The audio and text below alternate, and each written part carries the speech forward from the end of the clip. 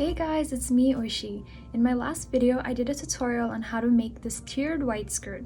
In this video, I'm going to show you how I spiced it up by adding some watercolor wash to it. It's a little different from traditional tie-dye, but I still really like the results. I hope you enjoyed the video. Thank you for watching.